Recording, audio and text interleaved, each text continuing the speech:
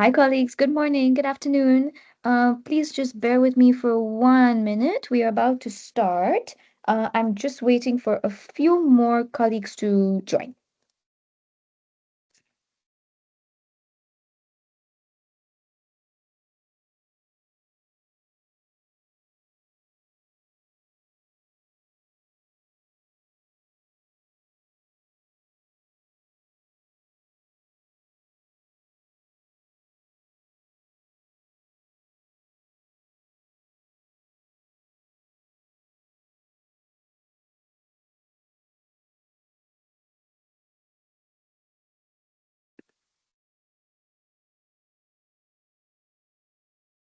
Mhm. Alrighty. Let's begin. So, welcome everybody. Thank you for joining this webinar today. I'm going to share my screen and I count on your beautiful support to confirm if you are able to see my slides or not. Um, while they are loading, like I said, good morning, good afternoon to everybody who's joining today. In this webinar, we are going to be presenting something quite exciting, actually. I'm going to share. Let me see. Share. Um, voila. You should be able to see it in 5, 4, 3, 2, 1.5, 1.5. Are you seeing it? Is that what I'm hearing, colleagues? I'm seeing lots of thumbs up, but I'm not seeing anything. Ah, okay, I'm seeing it now. There we go. Hallelujah. Um, So, like I was saying, hi colleagues, thank you for joining this webinar. We're going to be presenting something really exciting in the next 30 minutes. It's something we presented at the recent Fleet Forum Summit. So, I'm not sure if you recall, if it's your first webinar, let me share this with you. But last year, it was the first time we created a new concept of a meeting in Fleet Forum called the Fleet Forum Summit, in which it's like a COP style event. I assume you might be following this. This is the time where there's currently another event, an actual COP event taking place, right, in the coming days. And so we use that as inspiration to think, as we have many members in our in our community, how can we work together to see how and make progress on sustainability. So in 2023, at the Fleet Forum Summit, we launched three sustainable commitments. It's what you're seeing on my screen, and many of our member organizations signed. And we had a follow-up summit, a second summit hosted by WHO and TGS in Geneva a couple of weeks ago, and we used that summit to take stock of what progress have we made as a community. So in that the summit started off with some new members signing, but also with us showing what progress this community has made. And this is thanks to many of you on the line who are making improvements in your fleet management, whether it's through route optimization, through right sizing, through eco driving, through testing hybrid and electric vehicle technologies.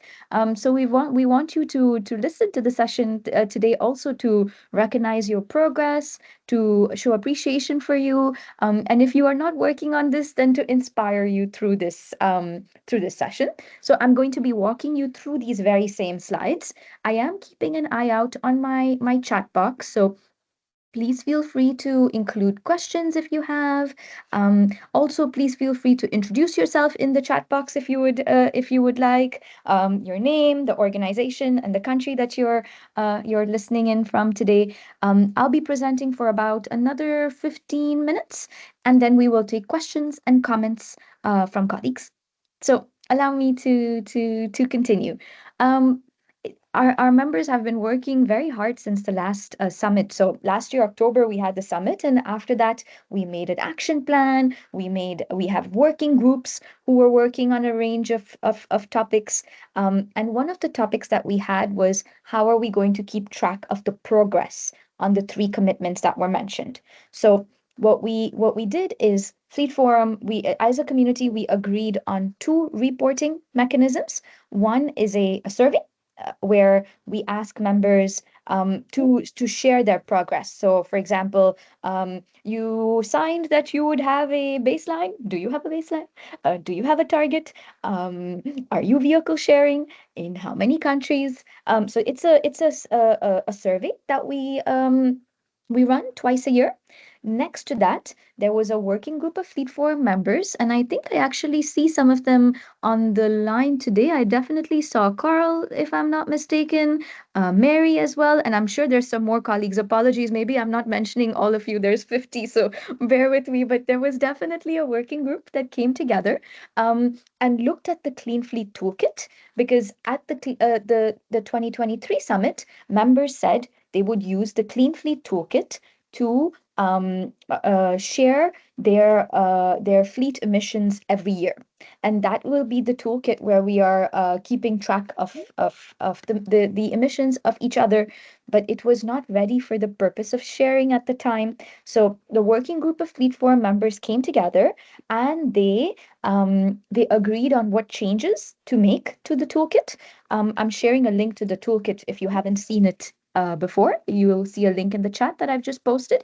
And so now there is a separate private closed section in the Clean Fleet Toolkit where our member organizations can request access up to a maximum of 3 members, and they are uploading their data for their emissions data. So we used a combination of the data that we get from the survey and the Clean Fleet Toolkit, and we also combined it with the benchmarking results. So we have, I think, about 10 to 15 organizations every year who are participating in the in our benchmarking exercise. I believe it's our third year, if I'm not mistaken. And so we also use that to make some cross checks and see what we are learning and to triangulate the results. So using these three sources of data, we prepared the following analysis. And the way I'm going to walk you through it is we had 3 commitments. I'm going to walk you through the progress on each of the 3 commitments. So let's start with the first commitment. The first, it had 2 parts. It said, we want to set a baseline and set targets for the largest fleets in our organization, representing at least 50% of the global fleet of the organization. So members who signed in 2023, they had 12 months, a little bit more, to make sure that they had this in place, a a baseline and a target. And what we see, and it depends on how you are feeling today, colleagues, glass half empty or half full. I'm going to be once again glass half full today. More than 50% of members have met the first commitment. So what we see is that more specifically, if we look at at our members, about 60% of them have a baseline in place, and about 55% of them have an objective for reduction. Like I said, of course we can always do more, right? It's not 100%, it's not 75%. On the other hand, if I look at us as a community, I'm very proud of the fact that within a year that we walked the talk, people signed, people worked on this, and we have more than 50%, 59 and 55% more specifically, who have this in place. So a big thank you to all of you. I know many of you are country fleet managers on the line. Once a year, you are sharing at least your fuel data, your emissions data. So this is also many thanks to you and the work that you are doing to make sure your fleets are more sustainable. And in the meantime, my colleague Rose is supporting, giving me some tech support. Thank you, Rose. If you would like to listen to this webinar in another language, because my French is not as good as my English or many other languages actually, please make sure you click on the link that Rose has just shared in the chat, and you can follow, you can read, as I'm speaking, you can read the captions in the language of your choosing. Yes. Moving on. So this was on the first commitment, right? And it was about who has a baseline and who has a target. What we also did with the Clean Fleet Toolkit is we asked people, like I mentioned earlier, to submit their 2023 data.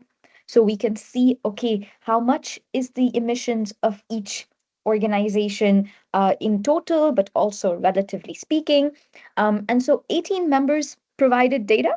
Ooh, very proud of that as well. It was about representing, I would say, 24,000 vehicles roughly. And we did some basic cleaning of the data. So we took out any entries where there was zero fuel, for example, or if there was a very unrealistic fuel consumption. I mean, really unrealistic. So anything below 1 kilometer or above 50 kilometers, we consider that this is really unrealistic and is very likely a sign of data quality issues. So we removed these. Um, and we also looked at the kilometers driven per vehicle because we asked every member as much as possible to share per country. Um, so they would put two, if let's say they're operating in Nigeria, there would be a line saying, Nigeria 2023, I have 10 vehicles, it consumed so much fuel and it drove so much kilometers. And the fuel, you'd have to specify if it was petrol or diesel. So members submitted data. We had 24,000 vehicles. We narrowed it down with the cleaning to about 23,000 vehicles. And we see that this data it's covering about 150 countries around the world and represents 305 million kilometers driven in 2023. So you might say, okay, Nikita, these sound like big numbers, but are they really big numbers? Um, I think so. As Fleet Forum, we definitely think so. Because if we look at the what this means in emissions, it's about 98,000 CO2 metric tons equivalent. And what this means is it's about 61,000 round trips between Geneva and Nairobi. I say Geneva because we were at the summit, colleagues. It's just to give you an idea, right? It is equivalent to the annual energy of between 12,000 to 16,000 homes in Europe. And it would take 1 million tree seedlings growing over 10 years to offset this. We are not saying let's become tree planting organizations now. The main message we want to pass to you today is that looking at the data from the organizations that submitted, that's 18, that's not even the full member community. We are responsible and we can have an influence on the reduction of a very significant amount of CO2 emissions. So it's the work that the steps that we make together and individually as a community are definitely going to have a positive impact on the climate. Now, we also looked at what is there differences between the organizations who submitted data. So is there CO2 per because we have some organizations with smaller fleets like let's say 100 vehicles, but also organizations that have fleets of up to 9,000 vehicles. Of course, we can look at the total picture, but what's more important is to see, relatively speaking, is there a big difference? Can we learn from each other? And what you see on the screen indeed is there is a sharp difference or a vast difference between organizations. In the spirit of confidentiality today, we were not going to be saying the names of organizations. Of course, if you participated in this exercise, you have received some quality on some feedback on the quality of your data, and we know some of you have follow-up questions, and we are in the process of giving you more detailed feedback on that.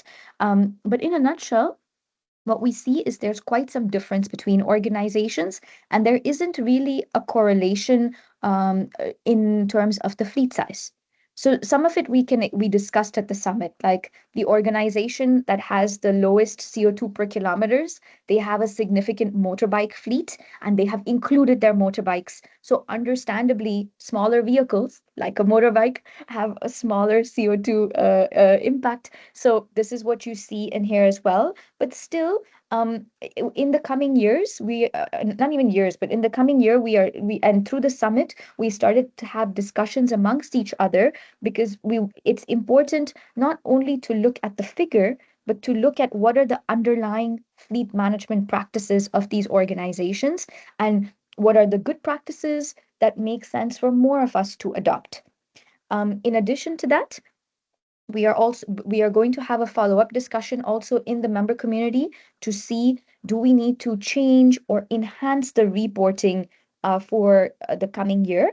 So for 2024 we mean, right? In order to get a more in-depth view of what is happening, so this is part of the discussions we are having in the member community. um, Now, if we look at the benchmarking, we mentioned we use some benchmarking data. We see some pretty good news here as well, which is we talk continuously. Yep, Jeremy, I'm confirming. So if we look at the actions that organizations are taking, here we were very positively delighted in that, if you know and you've been attending our webinars frequently, we are continuously banging the drum on the avoid shift improve framework, and our message is constantly, please take multiple actions. Our planet is burning. It's not enough to do one action. We need to do multiple things at once, and the actions in the avoid pillar have more impact than in shift and then improve. So don't only start working on the improve pillar, have a combination of avoid, shift, and improve actions. And what we see is our members are indeed doing that. Multiple organizations are exploring different strategies at once. So we definitely see this as promising. Um, we also had a call to action in the summit to our because many of the attendees are global fleet managers or global sustainability or logistics managers, and we see that only 61% of the respondents to the benchmark have environmental sustainability in their policy, in their fleet management policy. So what we explain to our global fleet managers and logistics and sustainability managers is, colleagues, get says, please put environmental sustainability in your policy. Fleet management policies are things that we can influence globally, that we even are sometimes accountable for developing, right? And supporting and supporting regions and countries to roll out and implement.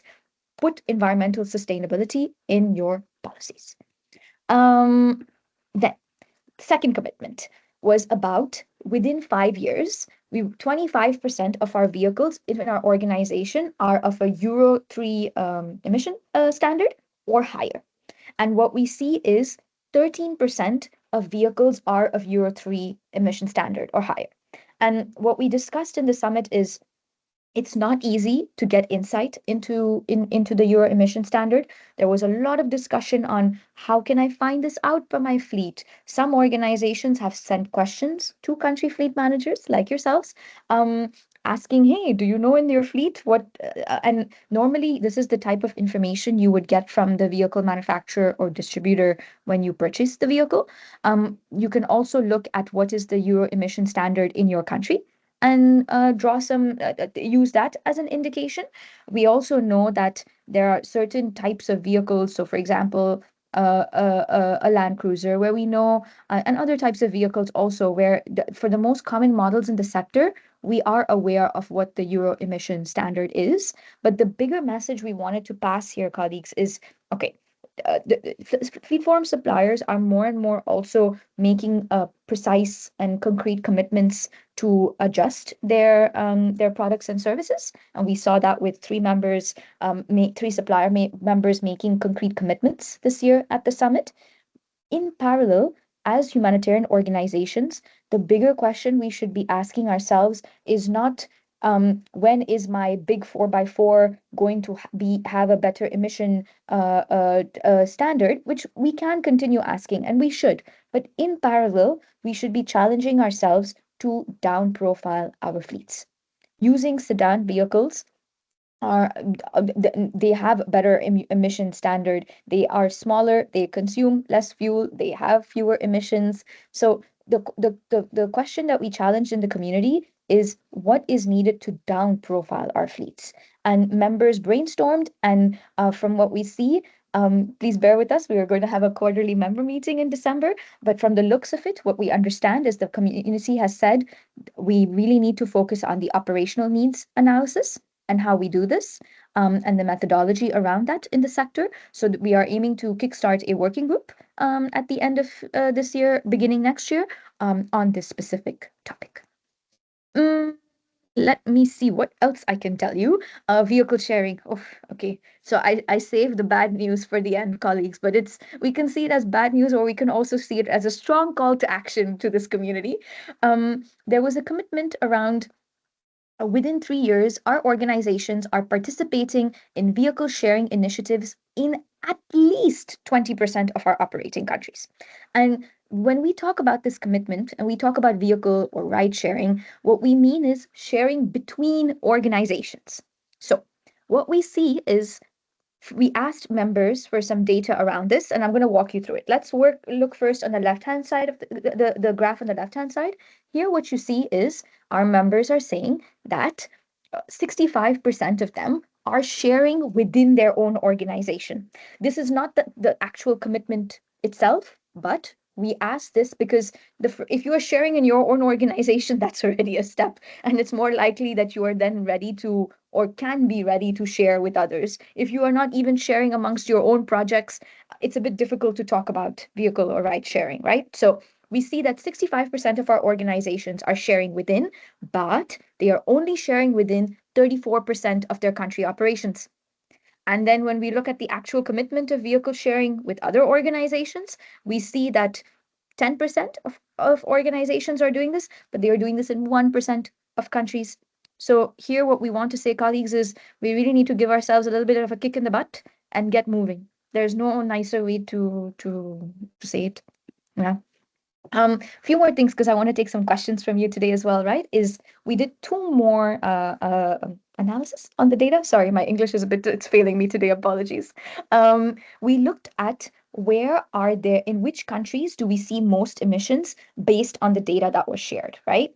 And what we see here is what we try to visualize is from the members that submitted data, the top 10 countries out of the 150 I mentioned before, in the top 10 countries, this accounts for approximately 40% of the reported CO2 emissions.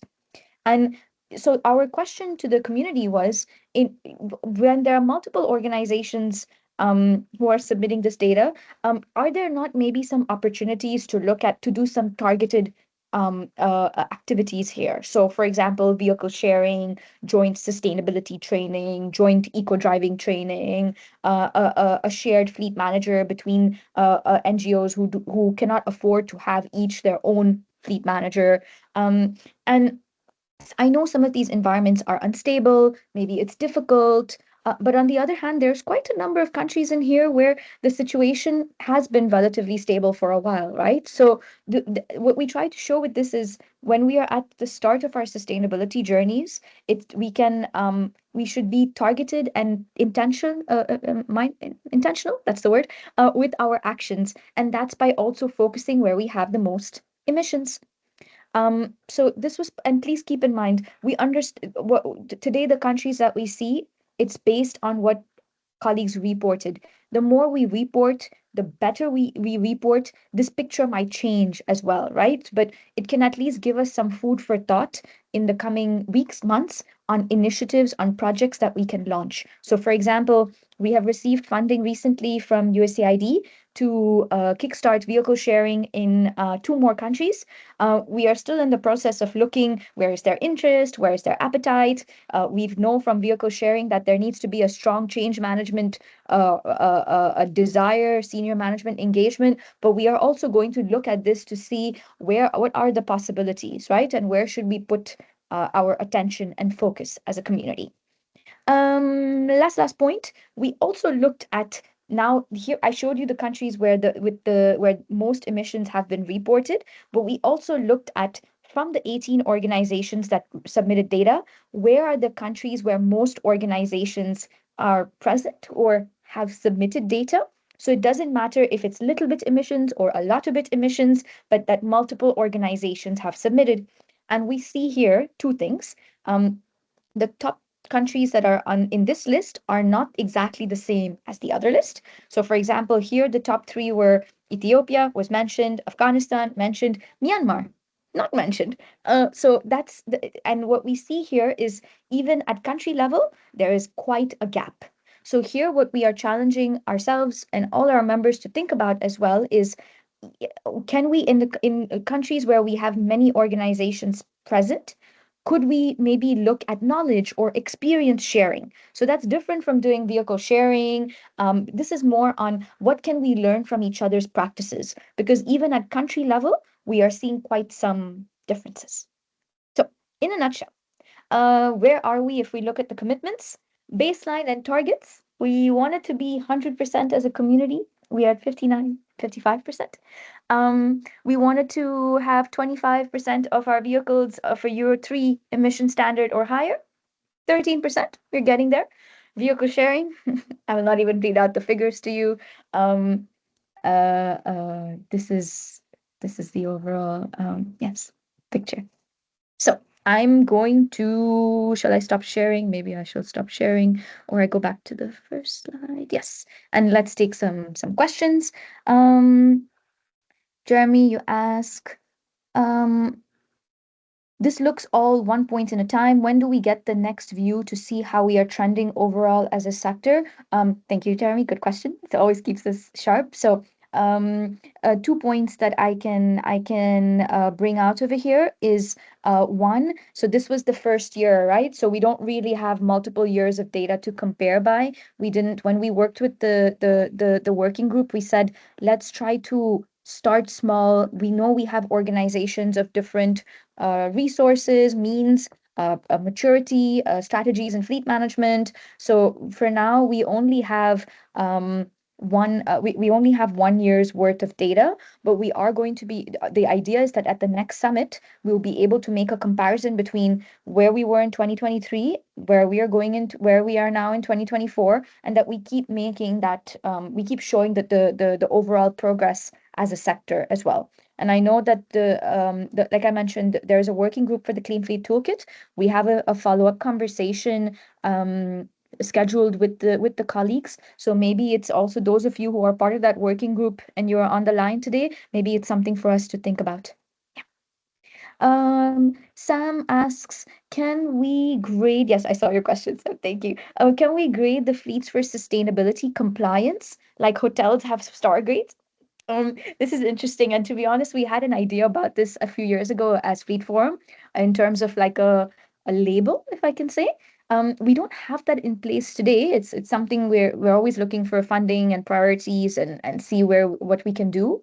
But um, maybe what we'll send with the link after this is we have two tools that we've launched in the last 12, 15 months, I would say. One is the Green Me platform, which includes a self-assessment, a quantitative assessment, but also a qualitative assessment. And it doesn't tell you bronze, silver, gold, but it does tell you where you are doing well and what can you improve. And it's the same thing with the ESAT. This is more donor, to some extent you can say compliance focused as well, right? Where you can also look at to what extent you are meeting these requirements. So I'll make sure we include both the links in the chat. And if we start a label, we'll definitely reach out. Yeah. Carl says, FAO has recently, Carl, please bear with me. I'm remembering how to feature questions.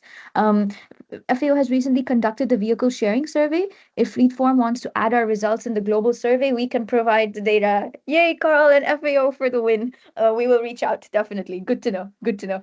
Um, Ernest, December, I plan to share with my colleagues drivers on road safety and eco driving training. If someone has any support materials, Carl, not Carl, sorry, Ernest, before we leave, please remember Knowledge Platform. We have some eco driving resources.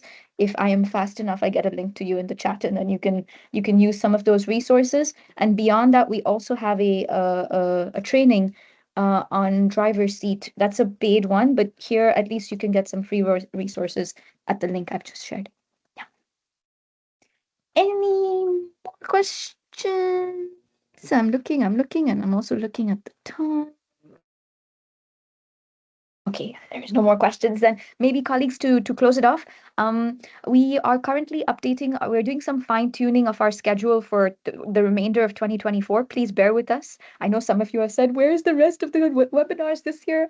We're making some small changes here in light of the ideas we got from the summit. And we are also preparing our webinar calendar for 2025. So if you have any ideas for topics, if you think you are an inspirational speaker, let us know. We're interested in topics, good practices you might want to share, speakers you might want to nominate. So please feel free to reach out. A big thank you for listening today. I hope this gave you some. We're not able to all meet in person. That's not good for our carbon footprint. But it was important to us that you heard what was shared today, and because you are ultimately contributing and making this a reality. So thank you so much. I wish you all a good day. Talk to you later.